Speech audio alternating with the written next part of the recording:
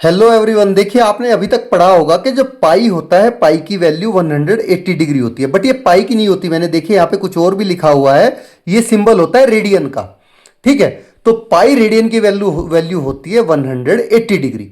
अब हम पाई की वैल्यू 180 क्या होती है इसको प्रूव करने से पहले समझेंगे रेडियन क्या होता है। ठीक है, तो ये आपका एक सर्कल है।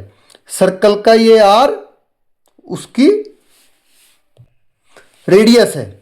ठीक है, तो जो सर्कल की रेडियस होती है, रेडियस के बराबर अगर हम उस पर आर्क लगाएं तो ये क्या हो जाएगा, ये भी आर हो जाएगा। तो जो ये एंगल बन के आता है, ये एंगल होता है आपका 1 रेडियन। ठीक है, रेडियन को ऐसे लिखते हैं 1 रेडियन। ये एंगल होता है 1 रेडियन आपका। समझ गए कि किसी भी सर्कल की, तो रेडियन आप समझ गए। चलिए अभी रेडियन से आगे चलते हैं। सपोज करिए ये आपका कोई सर्कल है। ठीक है, इस सर्कल पे आपने कोई भी एक आर्क ले ली। ठीक है, इस आर्क में जो आपने ये डिस्टेंस ली आर्क की, सपोज करिए वो एस है, और जो एंगल है ये थीटा हो गई आपकी। ठीक है, अब जैसे जैसे आपकी आर्क बढ़ेगी, आपकी आर्क बढ़ रही है, अगर सपोज करिए आर्क यहां पे आ गई तो आपका एंगल भी बढ़ गया। आर्क यहां पे आई तो एंगल और बढ़ जाएगा आपका। तो आर्क के साथ में आपका एंगल बढ़ रहा है। तो हम इस चीज से हम इस निष्कर्ष पे पहुंच सकते हैं कि जो एंगल होता है वो डायरेक्टली प्रोपोर्शनल होता है किसके, आर्क के। ये तो हमें समझ में आ गया यहां तक। अब फर्दर इसको अगर मैं सिंप्लीफाई करने जाऊं तो देखिए यहां पे मैं बोल सकता हूं आपको कि जो एंगल है उसको मैं इक्वल लूंगा, तो एक मैं कांस्टेंट लगा देता हूं, लेट इट बी एनीबडी के, और आर्क के। ठीक है, यही होगा ना भाई, कांस्टेंट मैंने के ले लिया और एंगल इक्वल टू कांस्टेंट के इंटू आर।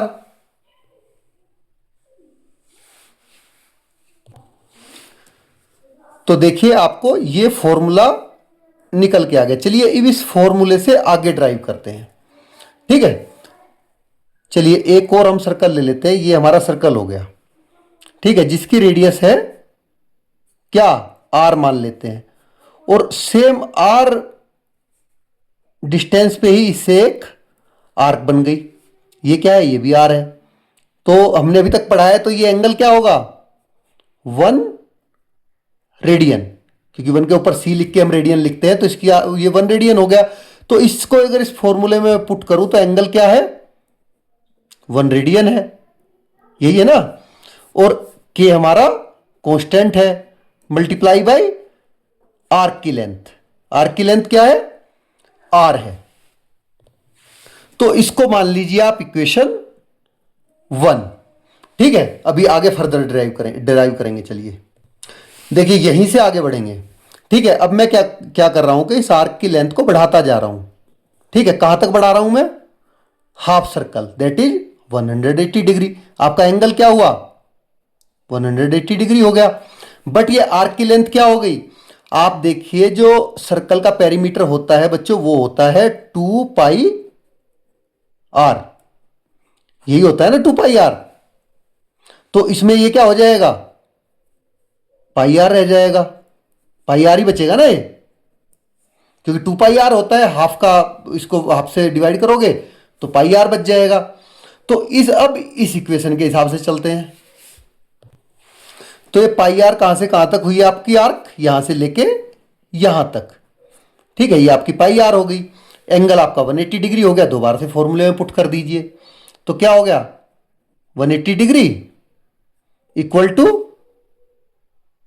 ये आपका कांस्टेंट है, और पाई आर हो गया। इसको ले लीजिए आप इक्वेशन 2। तो आपको 2 इक्वेशन मिल गई। अब आपको क्या करना है कि सेकंड इक्वेशन को फर्स्ट से डिवाइड करना है। तो सेकंड इक्वेशन को हम फर्स्ट से डिवाइड जब हम करेंगे तो आपको क्या मिलेगा, चलिए देखते हैं क्या मिलता है। तो देखिए दोनों इक्वेशन से यहां पे क्या लिखा है, 180 डिग्री आपका लिखा है, अपोन में क्या आ जाएगा, 1 रेडियन ऊपर से, यही आएगा ना। चलिए आगे बढ़ते हैं। आगे आपका के पाई आर लिखा है सेकेंड इक्वेशन में, अपोन में क्या आ जाएगा, के आर आ जाएगा। तो के आर से आपका के और आर कैंसिल हो गया, और ये जो 1 रेडियन है ये आपका चला जाएगा इधर। तो आपका क्या हो गया, 180 degree equal to pi radian. ठीक है, इसको आप इस तरह से भी समझ सकते हैं, दूसरी तरह से कि रेडियन पाई के ऊपर क्यों आया, तो ये आपका फॉर्मूला डराइव हो गया कि पाई की वैल्यू 180 डिग्री ही क्यों होती है। ये पाई की नहीं, पाई रेडियन की वैल्यू होती है एक्चुअल में 180 डिग्री। ठीक है, जैसे सपोज करिए आपने कोई 5 मल्टीप्लाई बाई 1 लीटर आपने किया, तो आपका आंसर क्या आएगा, 5 लीटर आएगा, यही आएगा ना। तो सेम इसी तरह से आपका पाई के ऊपर रेडियन आ गया। बस यही समझना था आपको। अगर आप ये समझ गए तो आपको पता चल गया मैथ में कि पाई की वैल्यू 180 डिग्री हम क्यों मानते हैं, और वो नॉर्मल पाई की नहीं होती है, पाई रेडियन होता है एक्चुअल में। ठीक है, 1 रेडियन का भी आपको पता चल गया। ऐसी ही इंटरेस्टिंग मैथ की वीडियो के लिए आप चैनल को सब्सक्राइब कर लीजिए। Thanks for watching.